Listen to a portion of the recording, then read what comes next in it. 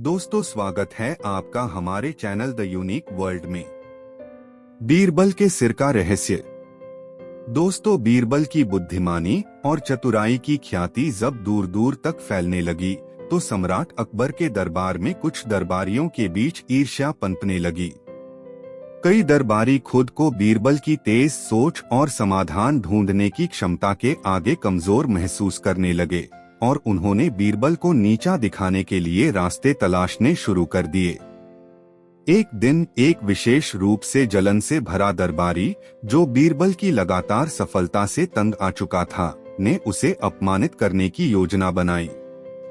वह अकबर के पास गया और बोला, जहांपनाह, हम सब बीरबल की चतुराई की प्रशंसा करते हैं, लेकिन मैं सोचता हूँ कि क्या कुछ ऐसे प्रश्न हो सकते हैं जिनका उत्तर बीरबल भी नहीं दे सकता। क्यों न हम उसे एक ऐसा सवाल पूछें जिसका कोई स्पष्ट उत्तर न हो और देखें कि वह क्या करता है। अकबर को यह विचार दिलचस्प लगा और उन्होंने इसे आजमाने का निश्चय किया। उन्होंने बीरबल को दरबार में बुलाया और सभी दरबारियों के सामने उसे यह चुनौती दी। बीरबल, अकबर ने कहा, तुम्हारी बुद्धिमानी के लिए तुम मशहूर हो, इसलिए मेरे पास तुम्हारे लिए एक सवाल है। मुझे बताओ, सत्य और झूठ के बीच की सही दूरी कितनी है? दरबार में सन्नाटा छा गया और सभी यह जानने के लिए उत्सुक थे कि बीरबल इस असंभव से सवाल का सामना कैसे करेगा। बीरबल हमेशा की तरह शांत रहते हुए कुछ क्षण सोचता रहा और फिर अपनी सामान्य विनम्रता के साथ उत्तर दिया, जहांपनाह, सत्य और झूठ के बीच की दूरी ठीक 4 अंगुलियों के बराबर है। अकबर ने अपनी भौहें उठाईं, इस विशेष उत्तर से आश्चर्यचकित हुए। 4 अंगुलियां? यह कैसे हो सकता है? विस्तार से बताओ, बीरबल। मुस्कुराते हुए बीरबल ने अपने सिर की ओर इशारा करते हुए कहा, महाराज, सत्य और झूठ के बीच की दूरी आपकी आंखों और कानों के बीच की दूरी है, जो लगभग 4 अंगुलियों के बराबर है। दरबार में ठहाके गूंजने लगे, लेकिन अकबर अभी भी रुचि से इंतजार कर रहे थे कि बीरबल और क्या बताएगा। बीरबल ने आगे कहा, जहांपनाह, आंखें सत्य का प्रतिनिधित्व करती हैं। वे वही देखती हैं जो असली है, जो आपके सामने घटित हो रहा है। लेकिन कान अक्सर अफवाहें, झूठ और गपशप सुनते हैं, जो हमेशा सत्य नहीं होती। जो आप अपनी आंखों से देखते हैं वह आमतौर पर सत्य होता है, लेकिन जो आप सुनते हैं वह अक्सर झूठ हो सकता है। इसलिए सत्य और झूठ के बीच की दूरी 4 अंगुलियों से अधिक नहीं है, जो आपकी आंखों और कानों के बीच की जगह है। अकबर बीरबल के इस चतुर और विचारशील उत्तर से बहुत प्रसन्न हुए। वह जोर जोर से हंस पड़े और बोले, बीरबल, एक बार फिर तुमने अपनी बुद्धिमानी साबित कर दी। जब तुम्हारे सामने असंभव सा प्रश्न भी रखा जाता है, तुम उसे एक अर्थपूर्ण और समझदारी भरा उत्तर दे देते हो। जिस दरबारी ने बीरबल को अपमानित करने की कोशिश की थी, वह अब चुपचाप खड़ा था, हार मानकर, और यह समझ गया कि बीरबल की बुद्धिमत्ता से मुकाबला करना आसान नहीं है। अकबर ने दरबार की ओर मुड़ते हुए कहा, यह हम सभी के लिए एक सबक है। सत्य वह है जो हम अपनी आंखों से देखते हैं, लेकिन झूठ अफवाहों और गपशप से आता है। हमेशा अपनी आंखों पर अपने कानों से अधिक भरोसा करें। बीरबल हमेशा की तरह विनम्रता पूर्वक झुके और दरबार को एक बार फिर यह याद दिलाया कि वह क्यों सम्राट का सबसे विश्वसनीय सलाहकार है। शिक्षा। सत्य अक्सर वही होता है जो हम अपनी आंखों से देखते हैं, लेकिन झूठ आसानी से उन चीजों से आता है जो हम सुनते हैं। जानकारी के स्रोतों पर हमेशा ध्यान दें। दोस्तों, कहानी कैसी लगी कमेंट में जरूर बताएं। दोस्तों, एक दिन दूर देश से एक धनी व्यापारी सम्राट अकबर के दरबार में आया। वह मुगल साम्राज्य की भव्यता से बहुत प्रभावित हुआ और उसने अपनी प्रशंसा व्यक्त करने के लिए सम्राट को एक शानदार उपहार देने का फैसला किया। उपहार एक विशाल संदूक था, जो सोने के सिक्कों, दुर्लभ रत्नों और कीमती जवाहरातों से भरा हुआ था। व्यापारी ने अकबर के सामने आदरपूर्वक झुकते हुए कहा, महाराज, मैं एक दूर देश से आपकी सेवा में यह विनम्र उपहार प्रस्तुत करने के लिए आया हूँ। यह आपके न्याय, बुद्धिमानी और अद्वितीय महानता के प्रति मेरी प्रशंसा का प्रतीक है। अकबर इस भेंट से प्रसन्न होकर उसे विनम्रता पूर्वक स्वीकार करते हुए बोले, आपकी उदारता के लिए धन्यवाद। ऐसा भव्य उपहार प्रशंसा के योग्य है। आपको उचित इनाम दिया जाएगा। हालांकि अकबर केवल उपहार से ही प्रसन्न नहीं थे, बल्कि उन्होंने हमेशा की तरह उस धन को अपने दरबार के सदस्यों के साथ साझा करने का निश्चय किया। वह मानते थे कि उनके दरबार के सभी सदस्य उनके शासन की सफलता में योगदान देते हैं और वह उनकी वफादारी और सेवा को महत्व देते थे। इसलिए अकबर ने दरबारियों और बीरबल की ओर मुड़ते हुए घोषणा की, मैं इस धन को अपने दरबार के सभी सदस्यों के बीच बांटूंगा। आप में से हर एक को इस खजाने का एक हिस्सा मिलेगा, क्योंकि हम सभी इस महान साम्राज्य का हिस्सा हैं। दरबार के सभी सदस्य, जो अपनी हिस्सेदारी पाने के लिए उत्सुक थे, सम्राट की उदारता से अत्यंत खुश थे। खजाना बांटा गया और सभी को सोने और जवाहरातों का हिस्सा मिला। हमेशा की तरह बीरबल को भी अपना हिस्सा मिला। लेकिन जब बंटवारा पूरा हो गया तो अकबर ने कुछ अजीब देखा। जहां बाकी सभी दरबारी संतुष्ट नजर आ रहे थे, वहीं बीरबल चुपचाप खड़ा था और उसके हिस्से का खजाना बाकी के दरबारियों की तुलना में बहुत कम था।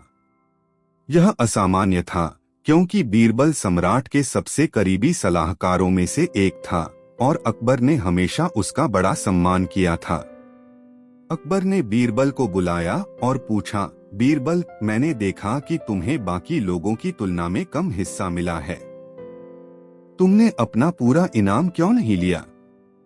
हमेशा की तरह विनम्र और बुद्धिमान बीरबल झुककर मुस्कुराया और बोला, जहां पनाह, मैंने पहले ही अपना आधा इनाम प्राप्त कर लिया है। अकबर इस उत्तर से हैरान होकर बोले, आधा इनाम? इसका क्या मतलब है? मैंने अभी तक कोई विशेष इनाम तो दिया ही नहीं। अपनी आंखों में चमक के साथ बीरबल ने उत्तर दिया, महाराज, मेरा सबसे बड़ा इनाम तो यह है कि मुझे आपकी सेवा करने और आपके साथ रहने का अवसर मिला है। जिस खुशी और संतुष्टि का अनुभव मुझे आपकी सेवा करने और इतने न्यायप्रिय और समझदार राजा के साथ रहने से होता है, वह मेरा पहला और सबसे कीमती इनाम है। यह इनाम दुनिया के सभी सोने और रत्नों से भी अधिक मूल्यवान है। अकबर बीरबल की बातों को ध्यान से सुनते रहे और उनकी जिज्ञासा बढ़ती गई। बीरबल ने आगे कहा, आपके साथ रहकर इस महान साम्राज्य को चलाने में मदद करना और आपकी बुद्धिमानी से सीखना ऐसा अनुभव है जिसकी तुलना कोई भी संपत्ति नहीं कर सकती। वह सम्मान और संतोष जो मुझे इससे मिलता है, वही मेरा पहला इनाम है जिसे मैं सबसे अधिक संजोता हूँ। आज आपने जो सोना और जवाहरात हमें दिए हैं, वह मात्र एक भौतिक बोनस है जिसे मैं अपना दूसरा इनाम कहूँगा। चूंकि मेरा पहला इनाम मेरे लिए इतना कीमती है, इसलिए इस थोड़ी सी मात्रा में सोने से मैं पूरी तरह संतुष्ट हूँ। इसलिए जहां पनाह, मुझे विश्वास है कि मैंने पहले ही अपने कुल इनाम का आधा हिस्सा प्राप्त कर लिया है। अकबर बीरबल की बातों से गहरे प्रभावित हुए। उन्होंने बीरबल की बुद्धिमानी और विनम्रता की सराहना की और यह देखा कि बीरबल हमेशा भौतिक संपत्ति से परे सोचता है। अकबर ने गर्मजोशी से मुस्कुराते हुए कहा, बीरबल, एक बार फिर तुमने मुझे बुद्धिमानी का सही अर्थ समझाया है। जहां बाकी लोग धन और वैभव की लालसा रखते हैं, तुमने दिखाया है कि सच्ची दौलत वफादारी, सेवा और आंतरिक संतोष में निहित है। तुम वास्तव में मेरे दरबार के सबसे बुद्धिमान व्यक्ति हो। हालांकि अकबर नहीं चाहते थे कि बीरबल को किसी भी तरह से कम आंका जाए।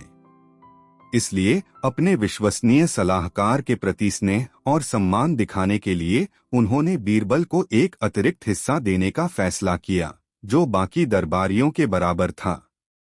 लेकिन हमेशा की तरह बीरबल ने आखिरी शब्द कहा। उसने अतिरिक्त इनाम को विनम्रतापूर्वक स्वीकार करते हुए एक शरारती मुस्कान के साथ कहा, जहांपनाह, अब मेरे पास मेरे इनाम के दोनों हिस्से हैं, आपकी सेवा का आनंद और घर ले जाने के लिए सोना। आज मेरा दिल और मेरी जेब दोनों ही भरे हुए हैं।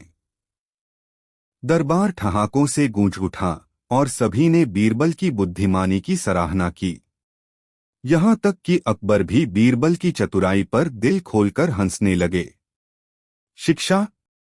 सच्ची संतुष्टि अपने काम के प्रति प्रेम और उससे मिलने वाले आनंद से आती है, न कि केवल भौतिक संपत्ति से।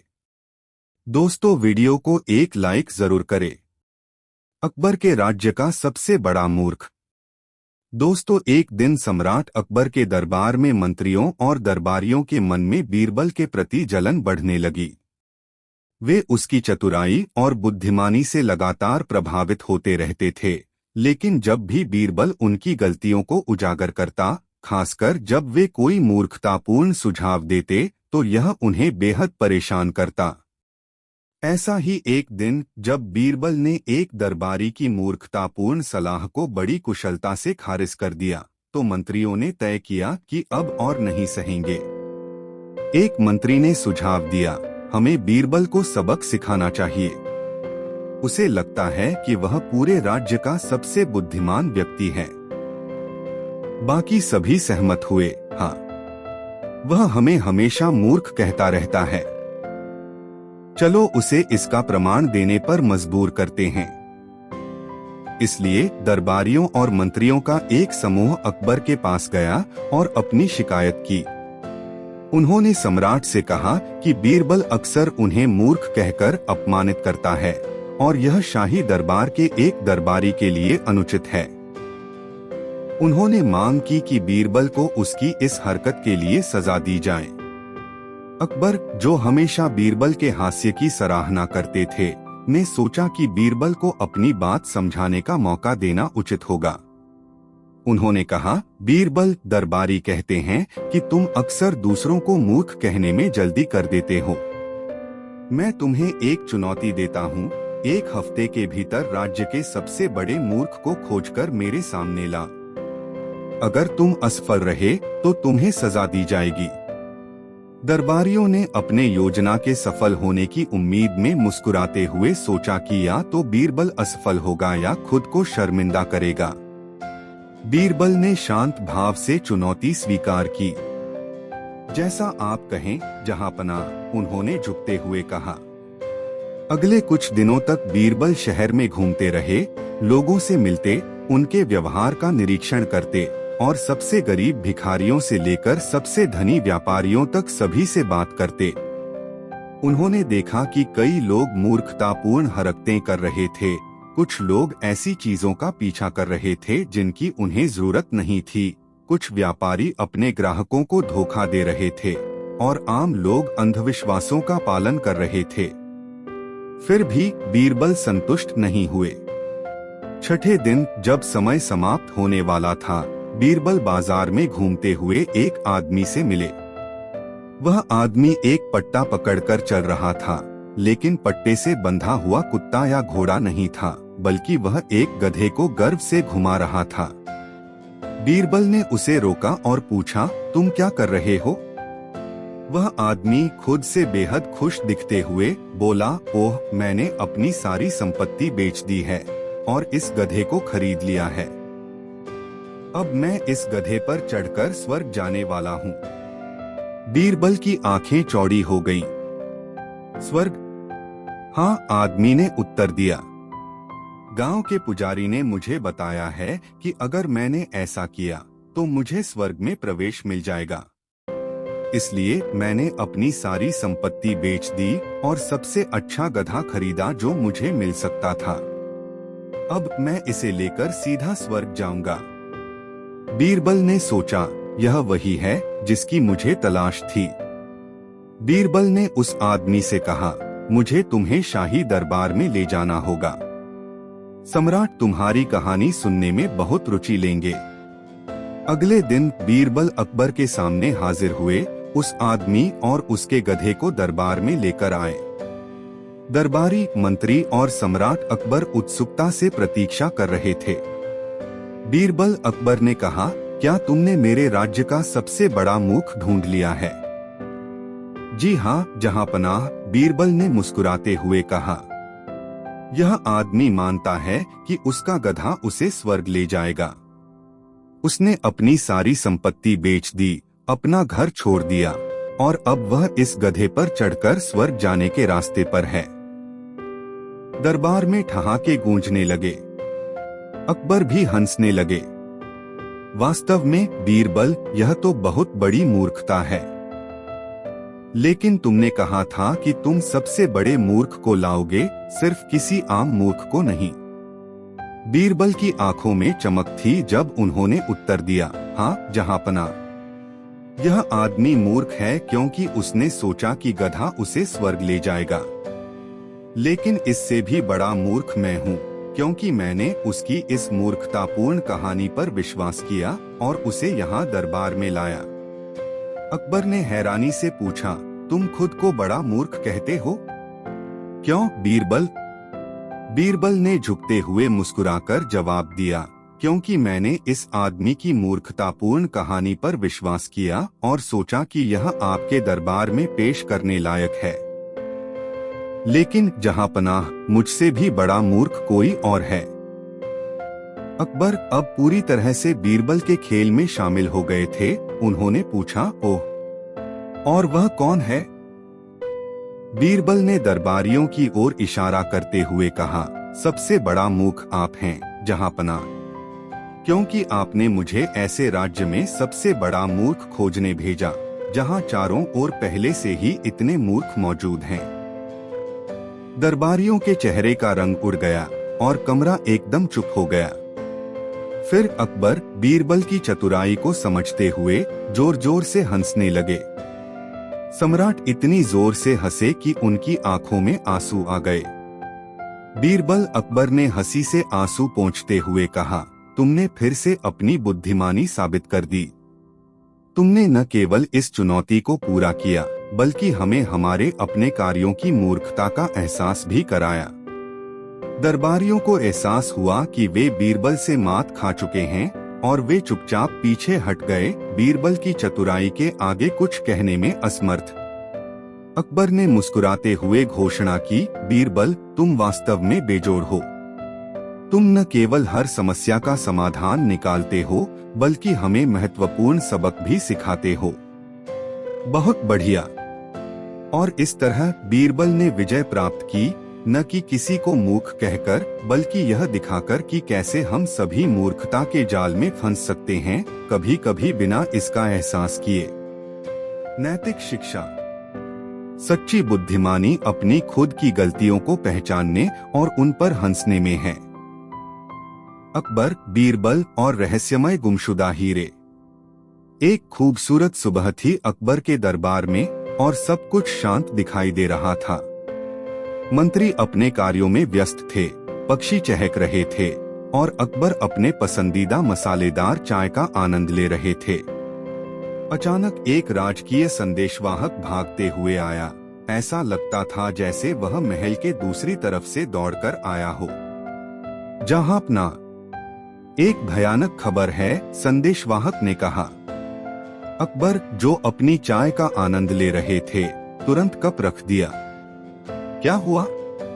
तुम ऐसे क्यों दिख रहे हो जैसे कोई चोर अपने ही विवेक द्वारा पीछा किया जा रहा हो? साहब, आपकी एक कीमती वस्तु, राजकीय हीरों का बक्सा, खजाने से गायब हो गया है। दरबार में स्टर्न साइलेंस छा गया। अकबर के द्वारा संजोए गए हीरे केवल हीरे नहीं थे, वे दुर्लभ थे, साम्राज्य के सबसे बेहतरीन खदानों से इकट्ठा किए गए थे और उनकी कीमत अनमोल थी। इन्हें खोना केवल खजाने के लिए नहीं, बल्कि अकबर की प्रतिष्ठा के लिए भी एक आपदा थी।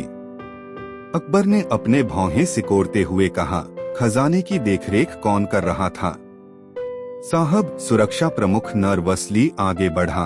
बीती रात ड्यूटी पर कासिम था, लेकिन वह कसम खाता है कि उसे नहीं पता कि हीरे कैसे गायब हो गए। अकबर, जो स्पष्ट रूप से परेशान थे, अपने विश्वसनीय सलाहकार बीरबल की ओर मुड़े। बीरबल, केवल तुम इस रहस्य को सुलझा सकते हो। राजकीय हीरे मिलना चाहिए और अपराधी को न्याय के कटघरे में लाना चाहिए। बीरबल, जो हमेशा शांत और संगठित रहते थे, झुके। जहां पनाह, चिंता मत करो, मैं इसका समाधान निकालूंगा, लेकिन पहले मुझे कुछ सवाल पूछने हैं। अकबर ने हाथ लहराया। पूछो बीरबल। हमें उन हीरों को ढूंढना है। बीरबल ने कासिम गार्ड को बुलाया। कासिम थोड़ा कांपता हुआ आया, जैसे उसे अपनी सजा पर पेश किया गया है। कासिम, बीरबल ने मुस्कुराते हुए कहा, आराम करो। हम यहाँ किसी को दंडित करने के लिए नहीं हैं अभी तक। बताओ, बीती रात वास्तव में क्या हुआ? कासिम ने अपने माथे से पसीना पोंछते हुए कहा, सर, मैं कसम खाता हूँ कि मैं अपने स्थान पर नहीं गया। मैं पूरी रात खजाने के बाहर खड़ा रहा। जब सुबह की शिफ्ट खत्म हुई तो मैंने दरवाजा खोला और हीरे गायब थे। कोई संकेत नहीं था कि कोई बलात्कारी प्रवेश हुआ हो और ताला भी सही था। बीरबल ने अपने ठोड़ी को रगड़ते हुए सोचा। बहुत अच्छा, क्या किसी ने खजाने के पास आने की कोशिश की? कोई नहीं सर, सिवाय दरबार के सदस्यों के। लेकिन उनमें से कोई भी सम्राट से चोरी करने की हिम्मत नहीं करेगा, कासिम ने कहा, सचमुच परेशान लग रहा था। बीरबल ने कासिम का धन्यवाद किया और उसे जाने दिया।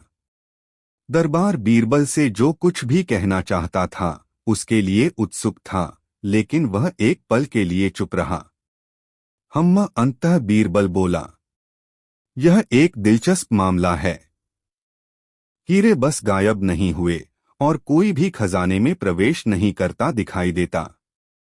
जहां पनाह, क्या मैं चोर को पकड़ने के लिए एक चालाक जाल का सुझाव दे सकता हूं? अकबर, बीरबल की रहस्यमय आवाज से इंट्रिग्यूड होकर पूछा, तुम्हारे मन में क्या है? बीरबल ने मुस्कुराते हुए कहा, आपका महामहिम पूरे दरबार को घोषणा करें कि जो कोई भी कल सुबह तक हीरे लौटा देगा उसे 10,000 सोने के सिक्के इनाम दिए जाएंगे। लेकिन बीरबल की आंखों में शरारत चमकी, यहाँ एक मोड़ होगा। अकबर ने एक भौं उठाई। मोड़? हाँ, बीरबल ने उत्तर दिया। घोषणा करें कि अगर हीरे कल तक नहीं लौटाए जाते तो आपके पास जो जादुई तोता है वह चोर की पहचान बताएगा। तोता सच बोलने के लिए जादुई है और अपराधी को उजागर करेगा। दरबार उत्साह और जिज्ञासा से बजिंग होने लगा। सभी को पता था कि ऐसा कोई जादुई तोता नहीं है, लेकिन कोई भी सम्राट को चुनौती देने की हिम्मत नहीं करेगा। अकबर, हमेशा बीरबल की योजनाओं से अम्यूज्ड, ने इसे दरबार में घोषित किया। समाचार महल में तेजी से फैल गया और जल्द ही सभी उस जादुई तोते के बारे में बात कर रहे थे जो चोर को उजागर कर सकता था। अगली सुबह अकबर और बीरबल न्यायालय में इंतजार कर रहे थे, जब निश्चित रूप से राजकीय हीरों का बक्सा रहस्यमय रूप से वापस आ गया। यह सम्राट के सिंहासन पर रखा हुआ था और हर हीरा बरकरार था। अकबर ने दिल से हंसते हुए कहा, बीरबल, तुम्हारा जादुई तोता काम आया। हीरे वापस आ गए हैं। लेकिन मुझे जानना होगा, तुम्हें कैसे पता था कि ऐसा होगा? बीरबल ने मुस्कुराते हुए कहा, जहां पनाह, लोग हमेशा पकड़े जाने से डरते हैं, खासकर जब वे सोचते हैं कि जादू शामिल है। चोर सार्वजनिक रूप से उजागर होने के विचार को सहन नहीं कर सका, इसलिए उन्होंने गुप्त रूप से हीरे लौटा दिए। मैंने बस उनके डर का लाभ उठाया। लेकिन चोर कौन था? अकबर ने अपराधी के बारे में जानने के लिए उत्सुकता दिखाई। बीरबल ने कहा, चोर की पहचान अभी भी अज्ञात है, लेकिन मुझे लगता है कि उन्होंने अपना सबक सीखा है। और अब कभी चोरी नहीं करेंगे, विशेषकर जब चारों ओर एक जादुई तोता हो। अकबर ने हंसते हुए कहा, बीरबल, तुम हमेशा मुझे हैरान करते हो। तुमने रहस्य को सुलझा लिया बिना चोर का नाम जाने। बीरबल ने मुस्कुराते हुए कहा, कभी कभी जिज्ञासा का डर रहस्य को सुलझाने का सबसे अच्छा साधन होता है। और इसी के साथ दरबार में हंसी गूंज उठी। गुमशुदा हीरो का रहस्य बीरबल की बुद्धिमानी से सुलझ गया और चोर इस बारे में सोचते रहे कि वह कितनी निकटता से उजागर हुआ, एक तोते द्वारा जो कभी अस्तित्व में नहीं था। दोस्तों, कहानी कैसी लगी कमेंट में जरूर बताएं। अकबर और रॉयल हार का रहस्यमय गायब होना। दोस्तों, एक धूप भरे दोपहर में आगरा के भव्य शहर में सम्राट अकबर अपने सिंहासन पर बैठे हुए थे, अपनी शाही मूंछों को घुमा रहे थे। सम्राट एक शानदार भोजन के बाद खुश मूड में थे, लेकिन उनके दरबार में एक गंभीर मामले की फुसफुसाहट चल रही थी। रॉयल हार, जो साम्राज्य के सबसे अच्छे रत्नों से सजा एक अनमोल धरोहर था, रहस्यमय तरीके से गायब हो गया था। अकबर ने अपने मंत्रियों की बैठक बुलाई और एक्सक्लेम्ड, यह कोई साधारण चोरी नहीं है। जो भी सम्राट से चोरी करने की हिम्मत करता है, उसे बहादुर, चालाक या असाधारण रूप से बेवकूफ होना चाहिए। मंत्रियों के चेहरे पीले पड़ गए और वे डर के मारे कांपने लगे। हालांकि दरबार में एक आदमी ऐसा था जो शांत खड़ा था। स्थिति को देखकर लगभग आनंदित बीरबल, अकबर के सबसे भरोसेमंद और चतुर सलाहकार। बीरबल, अकबर ने चिल्लाया, तुम्हें इस रहस्य को हल करना होगा। उस चोर को ढूंढो जिसने मेरा रॉयल हार चुराया, वरना हम सभी की गर्दनें कट जाएंगी। बीरबल, जो आराम से अपनी सीट पर बैठे थे और मुस्कुरा रहे थे, खड़े हुए और झुककर कहा, जहांपना, आप निश्चिंत रहें। यह एक ऐसा रहस्य है जिसे बुद्धि, चतुराई और थोड़े मजे के साथ हल किया जा सकता है। सम्राट ने एक भौं उठाई। मजा? मेरा हार गायब है। यह मजे का समय नहीं है। इसके विपरीत महाराज, बीरबल ने विंक करते हुए कहा, मजा तो अभी शुरू हुआ है। संदेहास्पद मंत्री।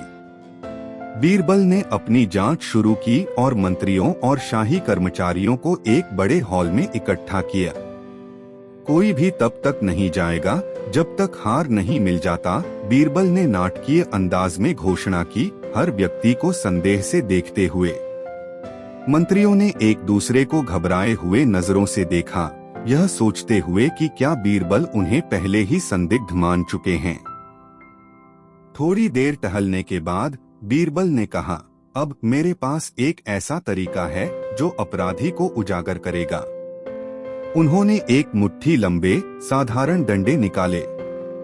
ये साधारण डंडे नहीं हैं, बीरबल ने रहस्यमय तरीके से कहा। ये जादुई डंडे हैं। कल सुबह तक दोषी व्यक्ति का डंडा बाकी सब डंडों से 1 इंच लंबा हो जाएगा। कमरे में सभी ने आश्चर्य से डंडों को देखा। बीरबल ने एक एक करके हर मंत्री को डंडा दिया और आदेश दिया, इन डंडों को घर ले जाओ, अपने तकिए के नीचे सो और कल सुबह इन्हें मुझे वापस लाओ। जादू से चोर का पता चल जाएगा। मंत्रियों ने सिर हिलाया। प्रत्येक के हाथ में एक डंडा था और एक अनिष्ट की भावना के साथ वहां से चले गए। बीरबल ने उन्हें जाते हुए देखा। उसके होठों पर एक मुस्कान खेल रही थी। बीरबल की चतुराई। अगली सुबह मंत्री लौटे, प्रत्येक अपने अपने डंडे के साथ, हालांकि कुछ ज्यादा चिंतित लग रहे थे। बीरबल ने शांति से डंडों को इकट्ठा किया, उन्हें सावधानी से निरीक्षण करते हुए। अंत में बीरबल ने एक विशेष मंत्री पर रुककर देखा जो पसीने से तरबतर था। बीरबल ने उसका डंडा उठाया जो बाकी सबसे छोटा था। मंत्री गुप्ता, बीरबल ने मुस्कुराते हुए कहा, ऐसा लगता है कि आपका डंडा बढ़ने के बजाय सिकुड़ गया है। क्या आप इसे समझा सकते हैं? कमरा चुप हो गया। मंत्री गुप्ता बड़बड़ाए, मैं समझ नहीं पा रहा हूँ, यह कैसे हो सकता है? बीरबल ने हंसते हुए कहा, सच्चाई यह है कि ये सिर्फ साधारण डंडे थे, लेकिन आपने यह डरते हुए कि आपका डंडा बढ़ जाएगा, इसे आधी रात को काट दिया, सोचते हुए कि आप जादू को मात दे सकते हैं। दुर्भाग्यवश यही कार्य आपकी दोषिता को उजागर करता है। मंत्री गुप्ता घुटनों के बल गिरकर दया की भीख मांगने लगे। यह मैंने किया, जहांपना। मैं हार की सुंदरता से आकर्षित हुआ था। कृपया मुझे माफ कर दें। अकबर बीरबल की चतुराई से चकित होकर दिल से हंस पड़े। बीरबल, तुम मुझे कभी निराश नहीं करते। तुमने बिना किसी पसीना बहाए रहस्य हल कर दिया। हार की वापसी। बीरबल ने अकबर की ओर एक शरारती मुस्कान के साथ देखा। ठीक है महाराज, यदि हमें आपका रॉयल हार वापस चाहिए तो हमें मंत्री की जेबें जांचनी होंगी। मंत्री गुप्ता अब पूरी तरह लाल अनिच्छा से अपने वस्त्रों से शानदार हार निकालते हैं। दरबार ने अविश्वास में सांस खींची, क्योंकि चमकते रत्न सूरज की रोशनी में चमक रहे थे। अकबर ने खुशी से ताली बजाई। मेरा हार वापस आ गया। बीरबल, तुम सच में एक प्रतिभाशाली हो। बीरबल ने झुककर कहा, कभी कभी जहांपना, सबसे बड़े रहस्यों को थोड़ी चतुराई और बहुत सारे सामान्य ज्ञान से हल किया जा सकता है। अकबर अभी भी हंसते हुए मंत्री गुप्ता को चोरी किया हुआ हार लौटाने और 1 महीने तक रसोई का काम करने का आदेश दिया। और इस प्रकार अकबर का दरबार हंसी में फट पड़ा, हार की वापसी और बीरबल की अनथीन चतुराई का जश्न मनाते हुए, जिन्होंने फिर से एक रहस्य को एक अविस्मरणीय कॉमेडी में बदल दिया। अंत। दोस्तों, कहानी कैसी लगी कमेंट में जरूर बताएं। आमों के गायब होने का मामला। दोस्तों, महान मुगल साम्राज्य में सम्राट अकबर ने बुद्धिमानी और न्याय के साथ शासन किया। उनके चालाक सलाहकार बीरबल अपनी तेज बुद्धि और चतुर समाधानों के लिए जाने जाते थे। एक गर्मी के दिन अकबर विशेष रूप से अपने शाही बगीचे के आमों को लेकर उत्साहित थे, जो देश के सबसे रसदार और मीठे माने जाते थे। उन्होंने एक टोकरी भर आम मंगवाने का आदेश दिया ताकि वे एक भव्य भोज का आनंद ले सकें। जब सेवक टोकरी तैयार कर रहे थे, अकबर के मुंह में फल के बारे में सोचते ही पानी भर आया। लेकिन जैसे ही वे टोकरी पेश करने वाले थे, बगीचे में हंगामा मच गया। एक माली भागते हुए आया, पैंटिंग और घबराया हुआ। आपका महाराज, एक आपदा आ गई है, उसने एक्सक्लेम्ड किया। बगीचे से सभी आम गायब हो गए हैं। अकबर की खुशी निराशा में बदल गई। यह कैसे हो सकता है? मैं जानना चाहता हूं कि इस चोरी का जिम्मेदार कौन है। बीरबल, क्या तुम इस रहस्य को सुलझा सकते हो? बीरबल, जो पास में आराम कर रहे थे, सीधे बैठे और मुस्कुराए। आप चिंता न करें महाराज, मैं गायब आमों को ढूंढ लूंगा और चोर जल्द ही उजागर हो जाएगा। जांच की शुरुआत। बीरबल ने सबसे पहले माली को बुलाया। मुझे बताओ तुमने क्या देखा, उन्होंने आदेश दिया। मैं पौधों की देखभाल कर रहा था जब मैंने देखा कि कुछ टोकरे आमों के गायब हैं। मैंने हर जगह खोजा, लेकिन वे गए, माली ने चिंतित होकर जवाब दिया। बीरबल ने विचारशीलता से सिर हिलाया। बहुत अच्छा। मैं उन सभी लोगों से बात करना चाहता हूं जिनका बगीचे तक पहुंच थी। सभी माली, महल के रक्षक और अन्य जो कुछ देख सकते थे, उन्हें इकट्ठा करो। जैसे जैसे लोग इकट्ठा हुए, बीरबल ने उनके चेहरों को ध्यान से देखा। उन्होंने एक एक करके पूछताछ शुरू की। पहले माली ने कहा, मैं फूल तोड़ रहा था। मैंने आम के पेड़ों के पास किसी को नहीं देखा। दूसरे माली ने जोड़ा, मैं अन्य पौधों को पानी दे रहा था। मैं कसम खाता हूँ मैंने आमों को नहीं छुआ। महल का रक्षक बोला, मैं मुख्य दरवाजे पर ड्यूटी पर था, प्रवेश की सुरक्षा कर रहा था। कोई भी अंदर या बाहर नहीं आया। इनकारों और निर्दोष दावों की एक श्रृंखला के बाद बीरबल ने अपने दृष्टिकोण को बदलने का निर्णय लिया। उन्होंने अपने हाथों को ताली बजाई और कहा, चलो एक प्रतियोगिता करते हैं। जो भी मुझे आमों के बारे में सबसे अच्छी कहानी बताएगा वह एक पुरस्कार जीतेगा। इससे निश्चित रूप से चोर का पता चल जाएगा। प्रतियोगिता। इस विचार ने सभी का ध्यान आकर्षित किया और उन्होंने उत्सुकता से अपनी कहानियां सुनानी शुरू की। एक माली ने एक आम के बारे में बात की जो इतना बड़ा था कि वह एक सेना को खिला सकता था। एक अन्य ने एक विशाल आम के पेड़ की कहानी सुनाई जो बोल सकता था। जैसे जैसे कहानियां बहने लगी, बीरबल ने ध्यान से सुना। उन्होंने देखा कि एक माली जो पूछताछ के दौरान चुप था, अब और अधिक नर्वस लग रहा था। उसके हाथ फड़क रहे थे और उसने आंखों का संपर्क बनाने से परहेज किया। अंत में कई मजेदार कहानियों के बाद बीरबल ने नर्वस माली की ओर रुख किया। तुम्हारे बारे में क्या तुम्हारे पास साझा करने के लिए कोई कहानी नहीं है? माली ने संकोच किया, फिर हकलाते हुए कहा, ठीक है, मेरे पास एक कहानी है, एक आम की जो पैर बढ़ाकर भाग गया। भीड़ हंस पड़ी, लेकिन बीरबल की तेज नजरें संकीर्ण हो गईं। पैर तुम कहते हो? दिलचस्प। और जब यह आम भागा तो उसने क्या किया? यह बाजार गया, उसने अचानक कहा, स्पष्ट रूप से घबराया हुआ। बीरबल ने आगे बढ़ने का निर्णय लिया। बाजार। क्या वह वहां किसी से मिला?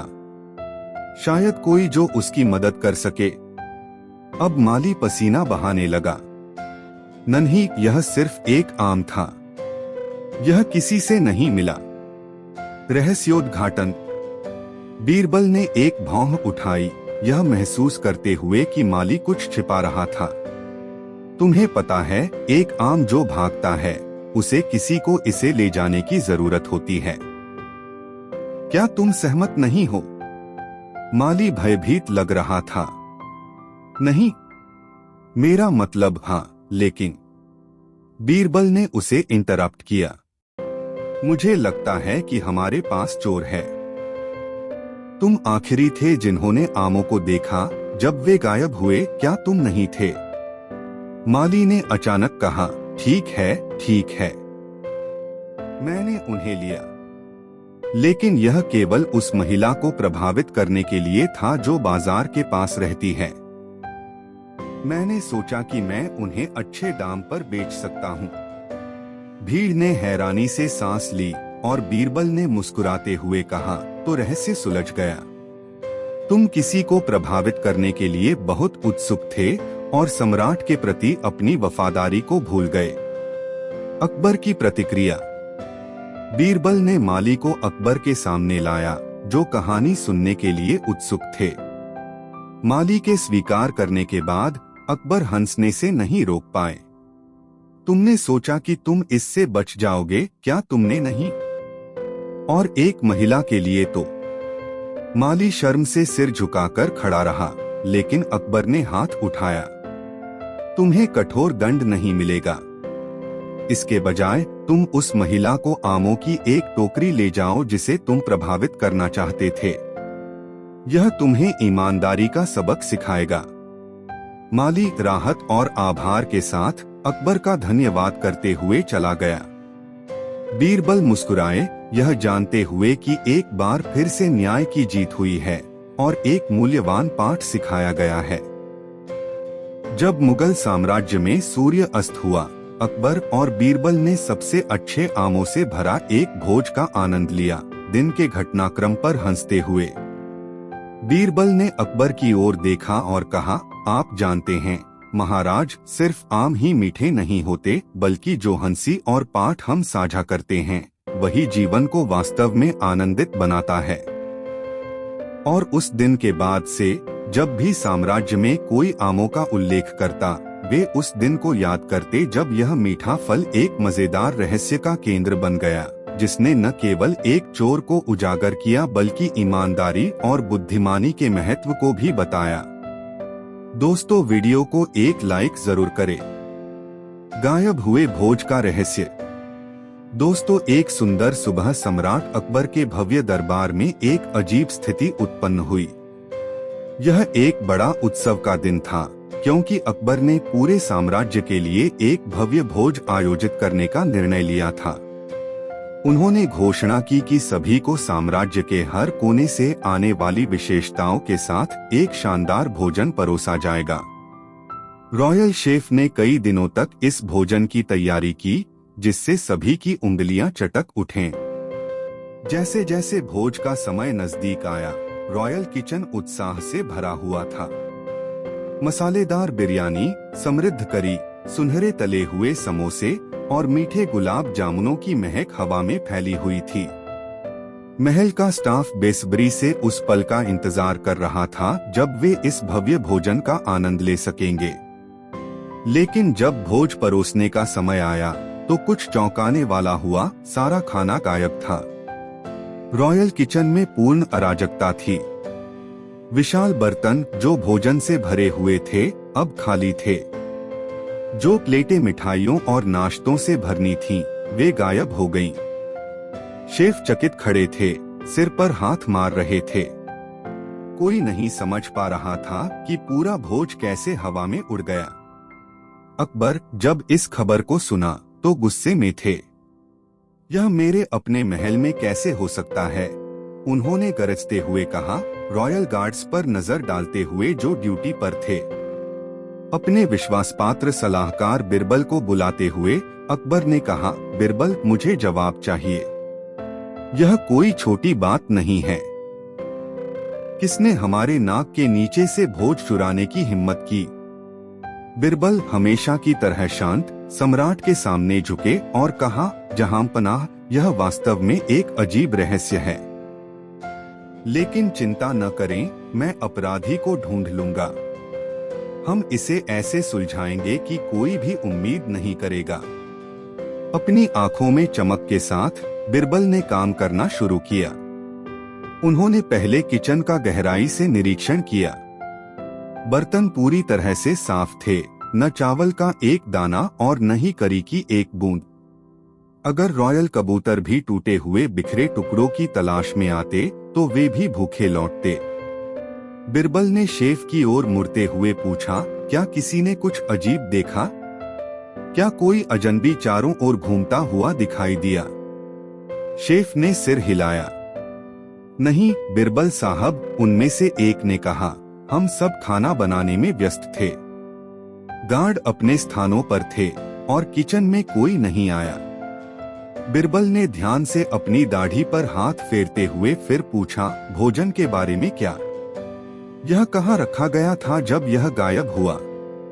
मुख्य शेफ ने किचन के पास एक बड़े भंडारगृह की ओर इशारा किया, जहाँ पकाए गए व्यंजन रखे गए थे जो परोसने के लिए तैयार थे। बिरबल ने भंडारगृह का निरीक्षण किया। वहाँ कोई बलात्कारी प्रवेश के संकेत नहीं थे। दरवाजे सुरक्षित थे और कमरा बाहर से बंद था। रहस्य और गहरा हो गया। थोड़ी देर सोचने के बाद बिरबल मुस्कुराए और बोले, मुझे लगता है कि मुझे चोर को पकड़ने का एक योजना है, लेकिन मुझे आपकी मदद की जरूरत होगी, आपकी महानता। अकबर अभी भी गुस्से में, लेकिन बिरबल की अंतर्दृष्टि पर विश्वास करते हुए ने सिर हिलाया।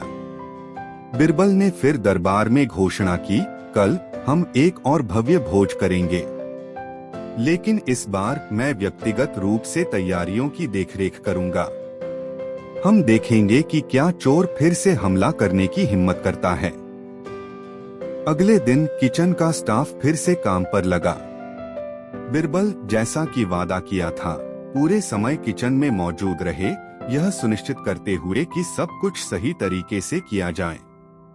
जैसे ही भोजन तैयार किया जा रहा था, उन्होंने गार्ड्स को चुपचाप सभी व्यंजनों पर एक विशेष पाउडर छिड़कने के लिए कहा, एक हानिरहित लेकिन प्रभावी रंग जो बिना अनुमति के भोजन को छूने वाले किसी भी व्यक्ति को रंग देगा। फिर से भोज तैयार था। भोजन को उसी कमरे में रखा गया और बिरबल ने इसे खुद बंद कर दिया। उन्होंने बाहर गार्ड्स को तैनात किया और उन्हें चौकसी करने के लिए कहा। जैसे जैसे दिन बीतता गया, बिरबल ने महल के आना जाना ध्यान से देखा। शाम को ठीक पहले की तरह खाना फिर से बिना किसी निशान के गायब हो गया। गार्ड्स ने शपथ ली कि कोई भी किचन या भंडारगृह में नहीं गया। अकबर अब वास्तव में परप्लेक्स्ड ने कहा, बिरबल, यह समझ से परे हैं। आपके पहरे में भी भोज फिर से गायब हो गया। बिरबल हालांकि शांत थे। धैर्य रखें, आपकी महानता। चोर जल्द ही अपने आप को प्रकट करेगा।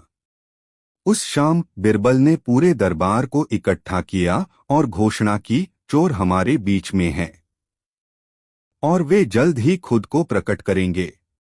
दरबारी एक दूसरे को घबराहट से देखने लगे, यह नहीं समझते कि क्या आने वाला है।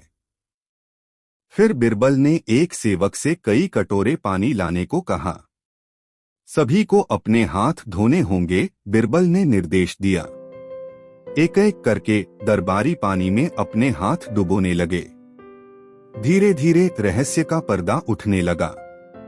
जैसे जैसे प्रत्येक व्यक्ति ने अपने हाथ डुबोए, पानी साफ रहा, जब तक एक विशेष नवाब जो अपनी भूख के लिए प्रसिद्ध था, ने अपने हाथ डुबोए और पानी गहरे बैंगनी रंग में बदल गया। दरबार में सन्नाटा छा गया।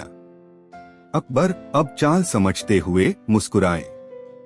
अपने आप को स्पष्ट करो, अकबर ने रंगे हुए नवाब की ओर मुड़ते हुए कहा, जो अब एक पत्ते की तरह कांप रहा था।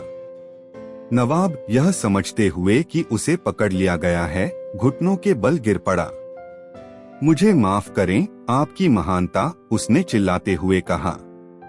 मैं इसे रोक नहीं सका। भोजन की महक बहुत लुभावनी थी। कल रात जब सब चले गए, मैंने भंडारगृह में घुसपैठ की। वहां एक गुप्त मार्ग है जो सीधे मेरे क्वार्टर से उस कमरे में जाता है। मैंने सोचा कि मैं थोड़ी सी चख सकता हूँ, लेकिन भोजन इतना स्वादिष्ट था कि मैं खुद को रोक नहीं सका। मैंने सब खा लिया। बिरबल ने मुस्कुराते हुए कहा, आह, तो इसी तरह भोज गायब हुआ। 2 बार। अकबर हालांकि अम्यूज्ड, पूरी तरह से क्षमा नहीं कर रहे थे। आपने एक गंभीर अपराध किया है, उन्होंने कहा, हालांकि उनके होठों पर मुस्कान थी। आपने सैकड़ों के लिए तैयार किए गए पूरे भोज को खा लिया है। आपको अपनी लालच का भुगतान करना होगा। नवाब कांप रहा था, सबसे बुरे की आशंका करते हुए। अकबर ने जारी रखा, आपका दंड अगले 7 दिनों तक उपवास होगा और उन 7 दिनों के दौरान आप महल के लिए खाना बनाएंगे। जो भोज आपने डिवार्ट किया है उसका मुआवजा देंगे। दरबार में हंसी गूंज उठी जब नवाब राहत महसूस करते हुए लेकिन शर्मिंदा अपनी सजा स्वीकार कर ली। बिरबल ने हमेशा की तरह अपनी बुद्धि और चतुराई से रहस्य को सुलझा लिया। अकबर बिरबल की चतुराई से प्रभावित हंसने लगे कि कैसे एक साधारण चाल ने लालची नवाब को बेनकाब कर दिया। और इस तरह अगले दिन साम्राज्य ने अपना भोज मनाया, इस बार बिना किसी गायब होने वाले भोजन के। दोस्तों, कहानी कैसी लगी कमेंट में जरूर बताएं। ऐसी और नई मजेदार कहानी सुनने के लिए हमारे चैनल द यूनिक वर्ल्ड को सब्सक्राइब जरूर करें। वीडियो अपने मित्रों को जरूर शेयर करें। वीडियो देखने के लिए धन्यवाद।